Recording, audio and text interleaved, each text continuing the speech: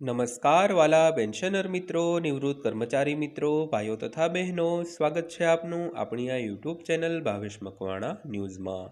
તો બધાને જય શ્રી કૃષ્ણ, જય માતાજી, હર હર મહાદેવ।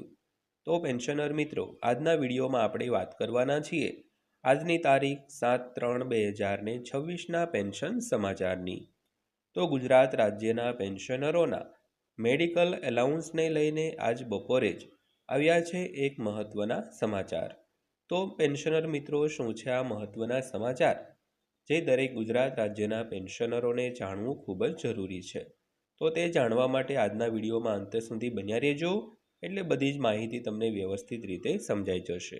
અને હજી સુધી જો આપણી આ ચેનલ તમે સબસ્ક્રાઈબ ન કરી હોય અને જો તમે ડેઈલી આવી જ માહિતીઓ મેળવવા માંગતા હો તો આપણી આ યુટ્યુબ ચેનલ અત્યારે જ સબસ્ક્રાઈબ કરી લેજો, કારણ કે અમે તમારા માટે રોજે રોજ જે અગત્યના વિડીયો હોય, અગત્યની માહિતીઓ હોય, તેને એકદમ સરળ ભાષામાં વિડીયો બનાવીને આપણા યુટ્યુબ ચેનલના માધ્યમથી તમને માહિતગાર કરતા હોઈએ છીએ।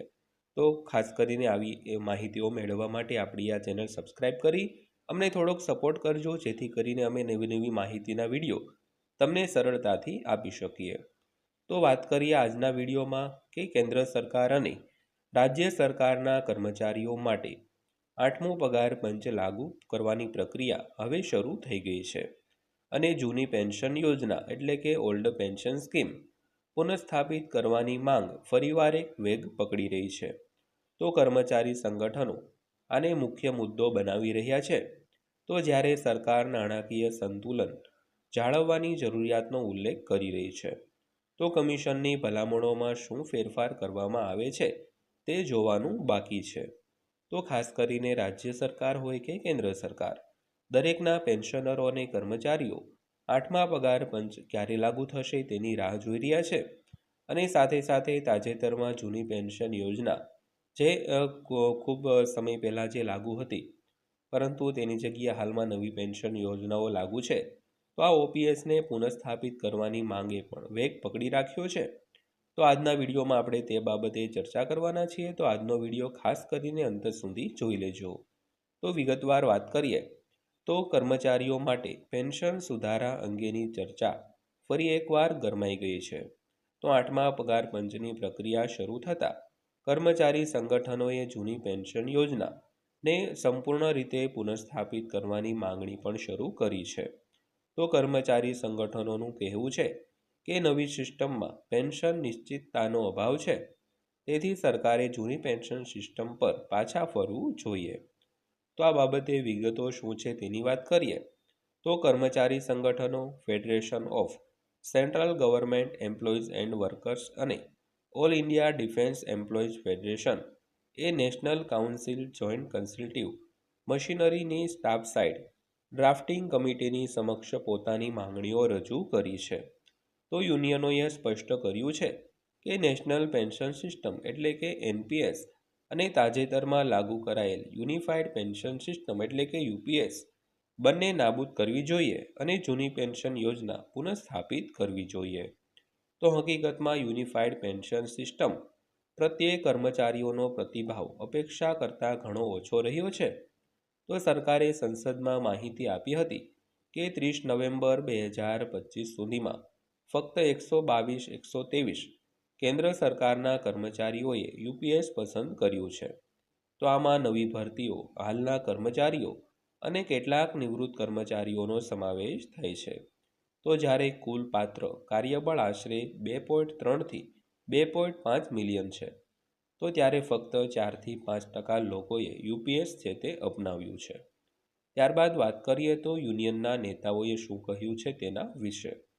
તો યુનિયનના નેતાઓ કહે છે કે યુપીએસ પસંદ કરતા કર્મચારીઓની ઓછી સંખ્યા હવે નવી પેન્શન સિસ્ટમ નબળા વિશ્વાસને દર્શાવે છે।